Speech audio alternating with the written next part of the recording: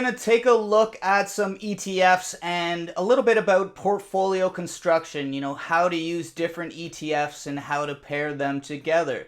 So I had a few comments from an old video about QQQM, and I thought I'd maybe be able to answer some of these questions. Now, basically, I'd love you guys to comment a little more so I know exactly, how to make videos, how to help you guys. Basically, answering each other's questions in the comments is a great idea as well. Basically, thanks for Earthling here for replying there. So anyways, basically this person says, so anyone who bought QQQM in November 2021, fast forward 2.5 years, they're about break even.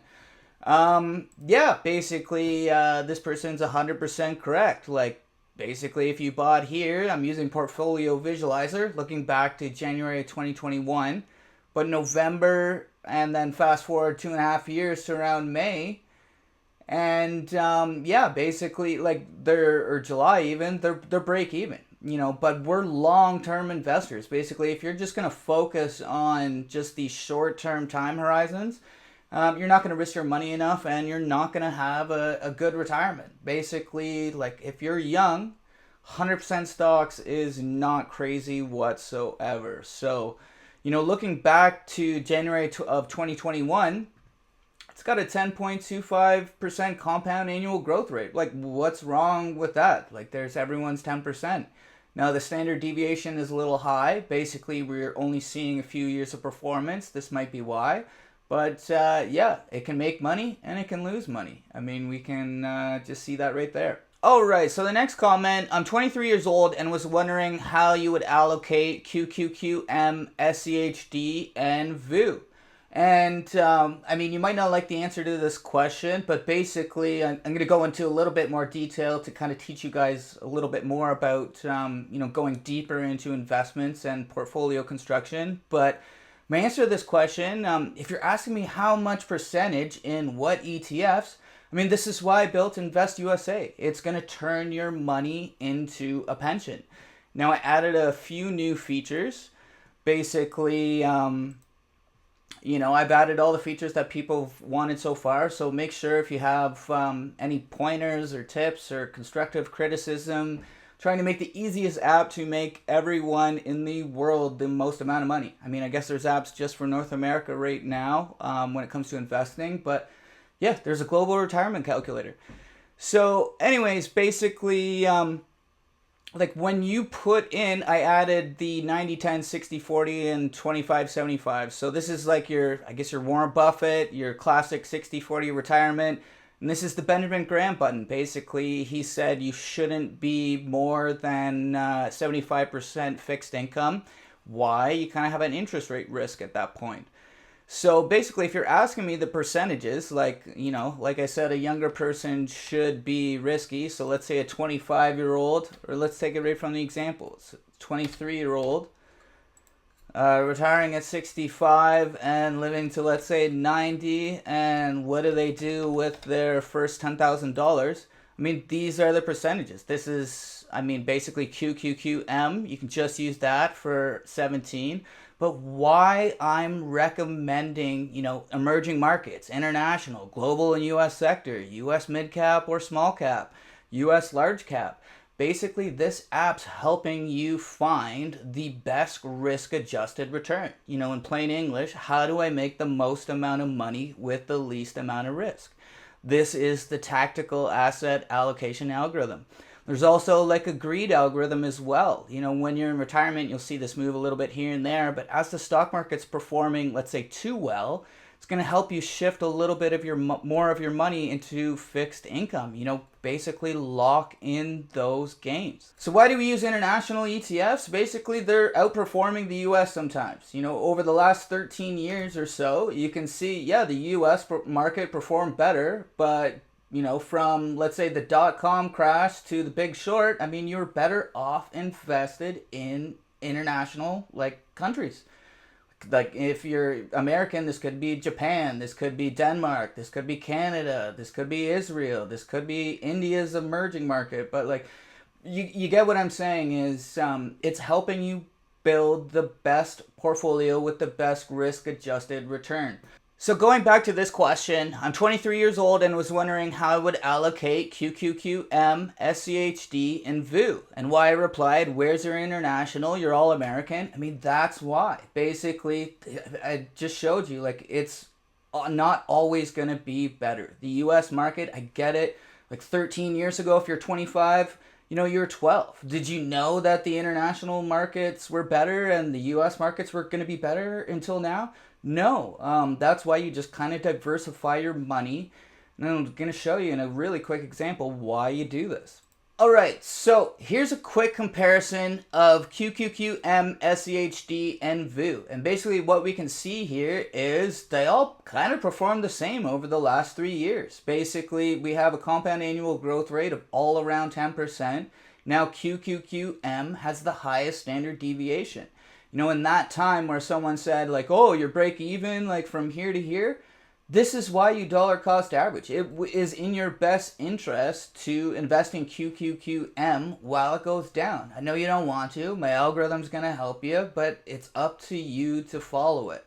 So let's add a little bit of money every month. We're going to add $500 a month, and we're going to see what happened in this time horizon. So QQQM in Portfolio 1, SCHD in Portfolio 2, and VOO in 3. And basically what we can see here is while we were investing during that downturn in QQQM, it just made it perform a little bit better in the long run. I mean, this is why you have to add new money. This isn't just reinvesting your dividends. This is putting new money in every month. That's your true dollar cost averaging. When you're selling mutual funds, your advisor might say, do you want to do a PAC, a pre-approved contribution? That's your dollar cost averaging. All right, so SCHD was the worst performing ETF out of these bunch. So we're going to look at DXJ. How do we buy a Japan hedged investment? How is it going to help us with our portfolio? So we're just going to pair these 100% in 3 different portfolios just to really get a direct comparison. So let's see what happened. Basically, Japan had your best returns. I mean, this is why I've been telling everyone Japan for, it feels like a year and a half now. Basically, it's just, guys, it's been better. It's going to make you more money. And if we can look at the standard deviation, I mean, it's less than QQQ. It's the least out of all these and made the most amount of money. Like, I hope everyone's understanding I'm trying to make you the most amount of money with the least amount of risk. Now, this was a great reply. Basically, if you're only 23 years old, it doesn't matter that much, and I 100% agree with this statement. Basically, if you're young, most of your just returns are going to be based on your savings. You're not going to really see compound interest do its thing for like 5, 6, 7 years. It's your savings that's going to help build your account to get to the next level. Now, when he says just put a third in each and wait a couple of years to see if you want to rebalance, this kind of makes sense to me. Basically, I just wouldn't buy 3, and I'll get into that in just a quick sec.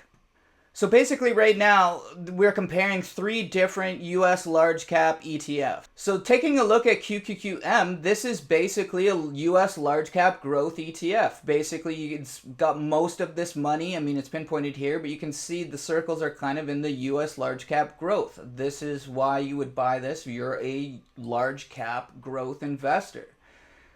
Now, taking a look at SCHD, focusing on dividends, this is actually what's called a value ETF. Basically, we're looking for more large established companies, and you're in a value. Now, taking a close look at the Vanguard S&P 500, we're kind of on the edge of growth here, but this is technically considered a US large cap blend ETF.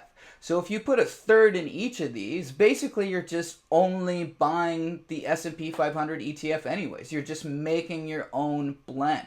Now you can technically use all 3. Basically, I would maybe put your blend as the, let's call it the core of the portfolio, maybe half your money in the blend, and then maybe do a 40-10 split or a 30-20 split between the growth and the value. But basically, you should be tilting your portfolio one way or the other if you are trying to technically time the market.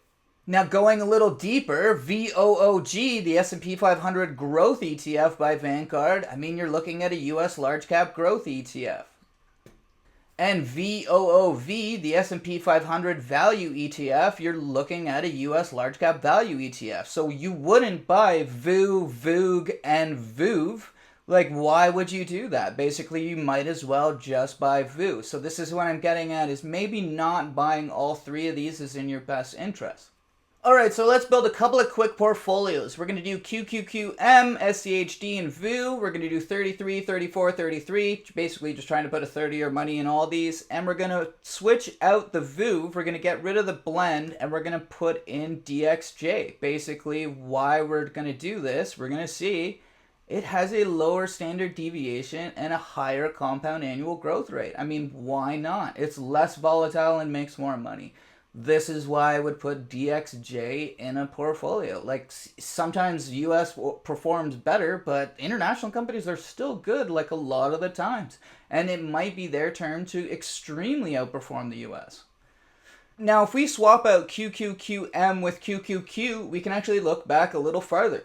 And looking back even farther with the Japanese ETF, you can see the standard deviations just a little lower again, and the compound annual growth rate is higher. I mean, this is why you want to invest in like international companies, like, and have them in your portfolio at all times. All right, so let's build a portfolio more like Invest USA. Now, I just wanted to mention this. If you click the MGN button, this is exactly how I'm recommending portfolios for, clients I speak one-on-one, and especially so they can continue using the strategy after we meet. Basically, it's a little bit different than the recommendations in here.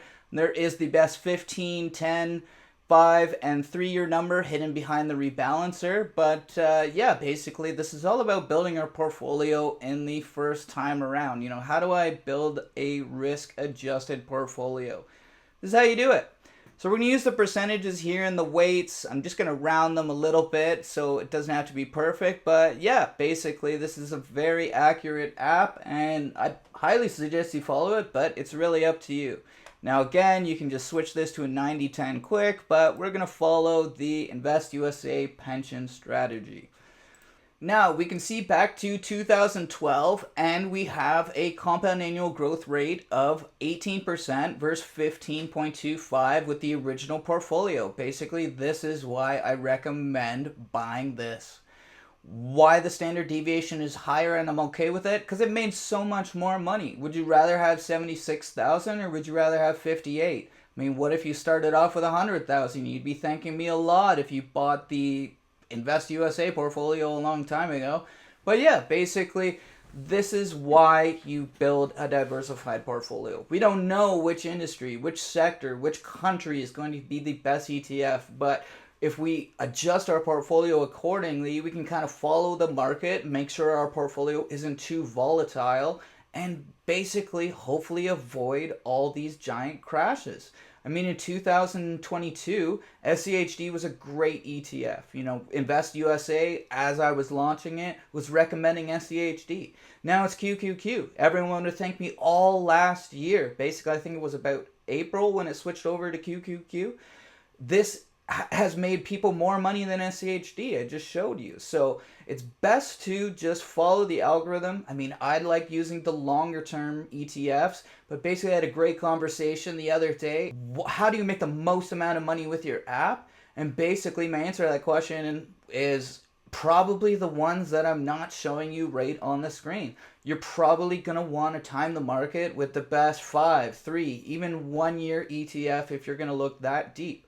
But a lot of the times, the 15 and the 10-year ETF, they also have the best 1 year. How do you think they ended up being the best 15-year ETF? This is why you can just use the long-term ETFs. They've won all these years, year after year after year. Why not use them again? Why do you need to have the next best new thing?